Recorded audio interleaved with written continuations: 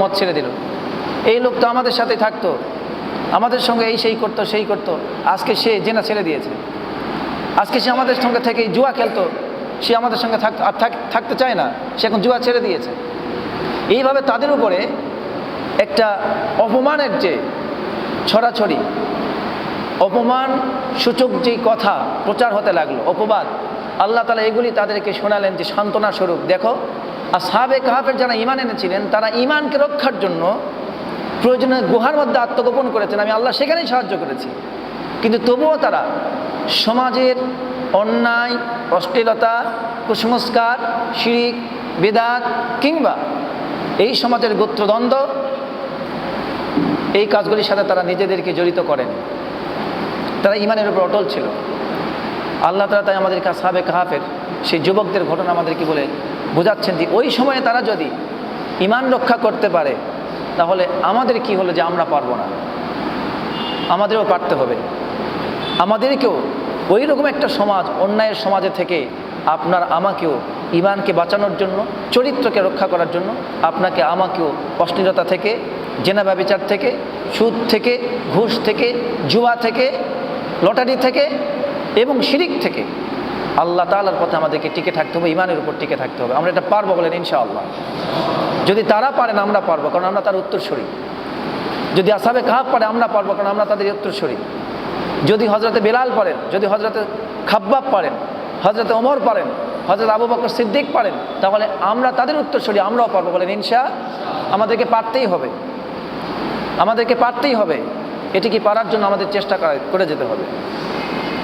তো এই দিকে আমি আর কথা বাড়াতে চাই না। যুবকদেরকে আল্লাহ রাব্বুল আলামিন বিশেষভাবে মর্যাদা দান করেছেন, তার ফজিলতের কথা আল্লাহ তাআলা কোরআনে তো বলেছেন এবং হাদিস শরীফ আমাদের প্রিয় নবী মুহাম্মদ রাসূলুল্লাহ সাল্লাল্লাহু আলাইহি ওয়াসাল্লাম তিনি বলেছেন, আরশের ছায়ার নিচে 7 শ্রেণীর মানুষকে আল্লাহ তাআলা জায়গা দেবেন। কিন্তু তার মধ্যে আপনারা জানেন 2 নম্বর গুণ, 2 নম্বর কাদেরকে, 2 নম্বর কোয়ালিটি সম্পূর্ণ ব্যক্তি কারা? 1 নম্বর হলো ইমামুন আদিল, যারা ন্যায়পরায়ণ শাসক হয় তারা পাবে আরশের ছায়ার নিচে জায়গা, 1 নম্বর। আর 2 নম্বরে যাদের নাম ঘোষণা করা হয়েছে তারা হচ্ছে শাবুন নাশা ফি ইবাদাতিল্লাহ, তারা হচ্ছে আল্লাহ তাআলার ইবাদতকারী যুবক, যারা যুবক বয়সে, যেই সময়ে যৌবন যার, যুদ্ধে যাবার সময় তার, যেই সময়ে সে যুবক ছিল, তার হাতের কাছেই সব কিছু, অন্যায়ের সমস্ত খুঁটিনাটি তার হাতের কাছে, কিন্তু এই সময়টা তো সে যুবক, তার আত্মমর্যাদা, তার সম্মান, তার ব্যক্তিত্ব, তার পার্সোনালিটি এবং তার ইসলাম এবং ঈমানের কথা সে ভুলে যায়নি।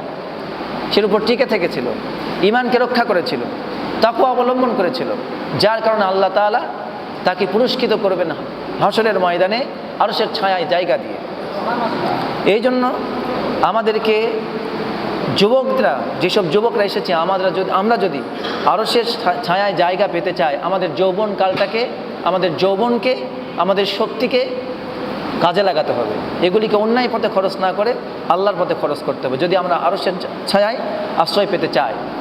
প্রিয় নবী মুহাম্মদ রাসূলুল্লাহ সাল্লাল্লাহু আলাইহি ওয়াসাল্লাম তিনি মেরাজে গিয়েছিলেন। যাওয়ার পরে আল্লাহ তাআলা তাকে জান্নাত জাহান্নাম ঘুরে দেখিয়েছিলেন।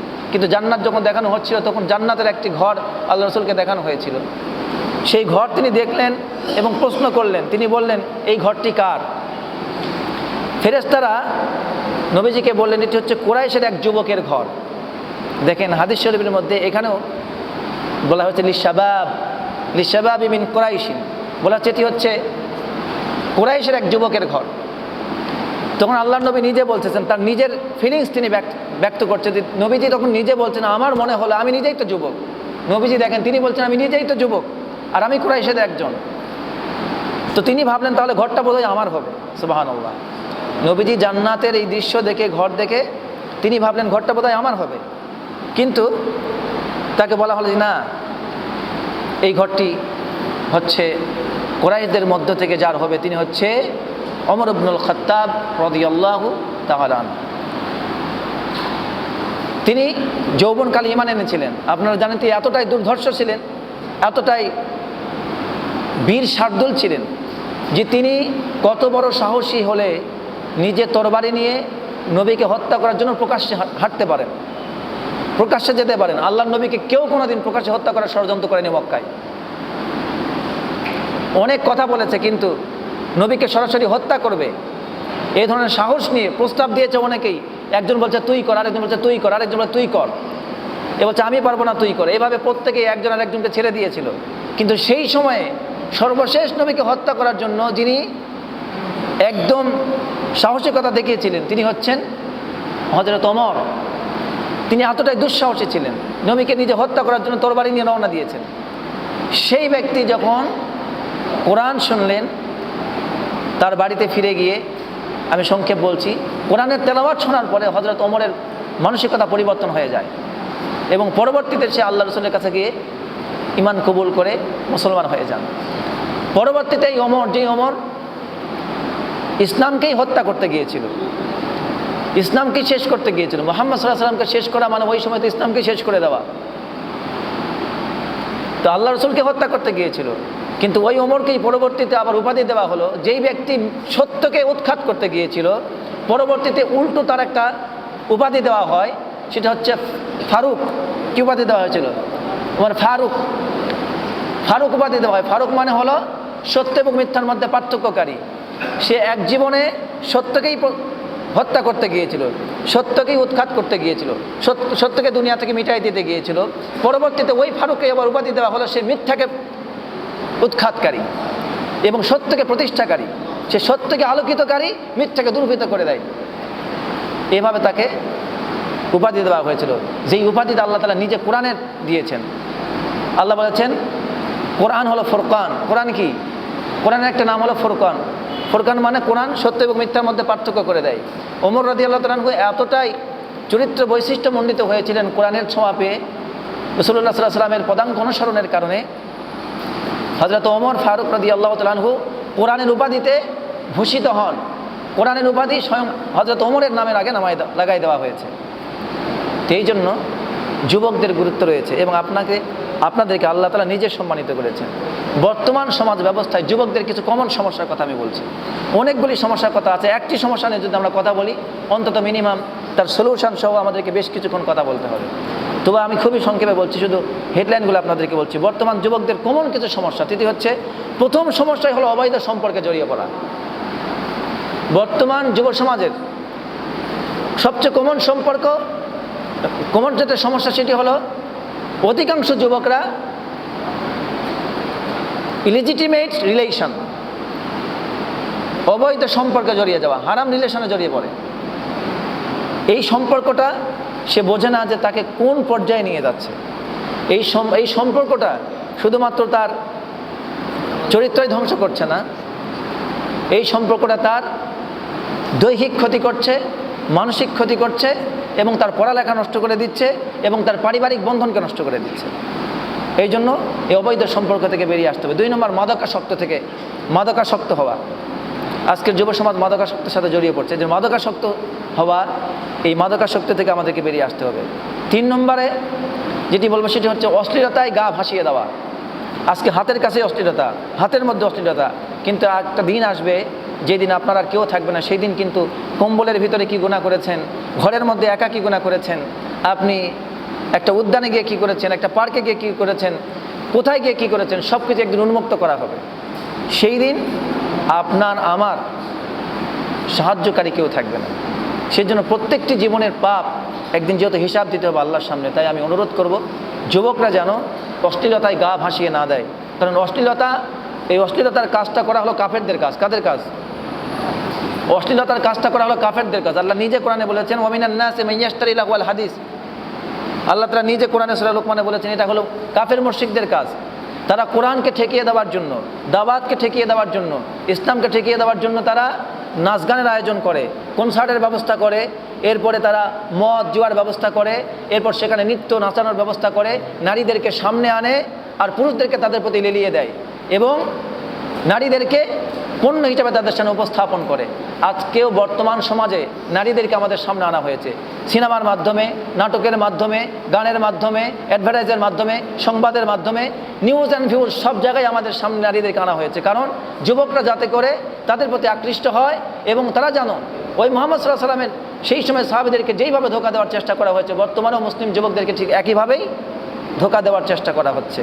সর্বশেষ আমি কাফেরদের একটি ষড়যন্ত্রের কথা কোট করে আপনাদেরকে শেষ করে দিচ্ছি। আল্লাহ তাআলা তাদের কথাগুলো এইভাবে উন্মুক্ত করে দিয়েছেন। একবার ব্রিটিশরা, কাফের মুশরিকরা আমাদের ইসলামকে শেষ করে দেওয়ার জন্য ষড়যন্ত্র করেছিল। তখন বলা হয়েছিল কেন মুসলমানরা এইভাবে ক্ষতির সম্মুখীন হোক, মুসলমানদেরকে কেন দমন করা যাচ্ছে না। কাফের মুশরিকরা, ব্রিটিশরা চেষ্টা করেছিল মুসলিম সন্তানদের চরিত্রকে ধ্বংস করে দেওয়ার জন্য। মুসলমানদের চরিত্র ধ্বংস করতে পারলে তারা কোনোদিন ইসলামকে বিজয়ী করতে পারবে না, তারা কোনোদিন এক আল্লাহর ইবাদত করতে পারবে না, তারা সারা জীবন ব্রিটিশদের গোলামি করবে। আজকে আপনি তাকিয়ে দেখেন প্রত্যেকটি যুব সন্তান এবং আমাদের মেয়েদেরকে দেখেন, আজকে সহশিক্ষার ব্যবস্থা, এটা কি ইসলামের ব্যবস্থা? এটা ইসলামের ব্যবস্থা নয়। আজকে যুবকদেরকে চরিত্র ধ্বংস করে দেওয়ার জন্য এবং আমাদের বোনদের চরিত্র ধ্বংস করার জন্য সহশিক্ষার ব্যবস্থা করা হয়েছে, যাতে করে একে অপরের প্রতি আকৃষ্ট হয়ে যায়। এইটা তারা করেছে অনেক আগে। একবার মুসলিমদেরকে ধ্বংস করে তারা ষড়যন্ত্র করলো, কোরআন পড়ায় দিল, মুসলমানদেরকে হত্যা করলো। কিন্তু মুসলমানদের জিহাদি চেতনা দেখে তারা ভাবলো যে মুসলমানদেরকে আর দমানো যাচ্ছে না। কেন যাচ্ছে না? এই নিয়ে একটা তাদের পার্লামেন্টে রিপোর্ট পেশ করা হয়েছিল। সেখানে তারা রিপোর্ট পেশ করেছিল, so long as the Muslim have the Quran we shall be unable to dominate them, we must either take it from them or make them lose their love of it. বলা হয়েছিল যে আমরা ততক্ষণ পর্যন্ত মুসলমানদেরকে দমন করতে পারবো না যতক্ষণ পর্যন্ত মুসলমানদের কাছে কোরআন থাকবে। সুবহানাল্লাহ। আজকে মুসলমানদের কাছে যতক্ষণ পর্যন্ত কোরআন থাকবে ততক্ষণ আমরা তাদেরকে দমন করতে পারবো না, তাদেরকে আমরা পরাজিত করতে পারবো না। মুসলমানদেরকে পরাজিত করতে হলে কি করতে হবে? হয় তাদের কাছ থেকে কোরআনকে ছিনিয়ে নিতে হবে, অথবা কোরআনের প্রতি তাদের ভালোবাসাকেই মুছে দিতে হবে। আজকে আমাদের কোরআন আছে, কিন্তু কোরআনের প্রতি আমাদের ভালোবাসা নেই। কোরআনের প্রতি ভালোবাসা আজকে আমাদের মৌখিক, ইমানের প্রতি ভালোবাসা মৌখিক, নামাজের কথা আমরা মৌখিক বলি, মুসলমানিত্বের কথা মৌখিক বলি। আজকে আমরা যারা ইমানের কথা বলি, আমরা যদি সত্যিকারের ইমানদার হতাম তাহলে তো এই মসজিদের পাশেই গান বাজতো না, তাহলে এই রাস্তার পাশে সিনেমা দেখতো না, এখানে মুসলিম হোটেলে তো সিনেমা দেখার জন্য টিভি চালানো হতো না। হতো কি? এগুলি হতো না। কেন হচ্ছে? কারণ আমাদের ইমান ওইভাবে পর্যায়ে পৌঁছায়নি এবং আমাদের এর জন্য পরিবেশ দায়ী। পরিবেশ আমাদেরকে বাধ্য করেছে এগুলো করার জন্য। এই জন্য আপনাদের কাছে অনুরোধ করব, সাহাবায়ে কেরাম যেইভাবে ইমান রক্ষার জন্য সকল অশ্লীলতাকে দলিয়ে তারা ইমানের উপর ইস্তেকামত ছিলেন, আজকে আপনাকে আমাকেও কাফের মুশরিকদের সকল ষড়যন্ত্র সম্পর্কে জ্ঞান অর্জন করা আমাদের জরুরি হয়ে গেছে। আজকে তাদের জ্ঞান অর্জন করে তাদের করা বুলেট বলতে তাদের করা ষড়যন্ত্র আমরা একটু ঘুরে দাঁড়িয়ে তাদের বুকে নিক্ষেপ করবো, বলেন ইনশাআল্লাহ। আজকে যারা আপনাদের হাতের নিশা তুলে দেয়, আপনাদেরকে যারা গানের প্রতি আহ্বান জানায়, সিনেমার প্রতি আহ্বান জানায়, অশ্লীলতার প্রতি আহ্বান জানায়, রাজনৈতিক কোন্দলের প্রতি আহ্বান জানায়, আপনারা শুধু ঘুরে দাঁড়িয়ে তাদের মাঝে দাওয়াতের কাজটা চালু করে দেন, একদিন তারাই আপনাদের কাছ থেকে দূরে যেতে থাকবে, অথবা আপনাদের দাওয়াত কবুল করে আপনাদের মতো মুসলমান হয়ে যেতে বাধ্য হবে ইনশাআল্লাহ। আল্লাহ তাআলা আমাদেরকে তৌফিক দান করুন, আমিন। আমাদের প্রিয় মেহমান চলে এসেছেন, নামাজের পরে ইনশাআল্লাহ আমাদের বাকি আলোচনা হবে, আপনারা সকলেই থাকবেন। বগুড়া থেকে আমাদের প্রধান মেহমান চলে এসেছেন মোহাম্মদ রাফিউজ্জামান ভাই, আপনারা সকলেই নামাজ পড়ে বসার চেষ্টা করবেন ইনশাআল্লাহ।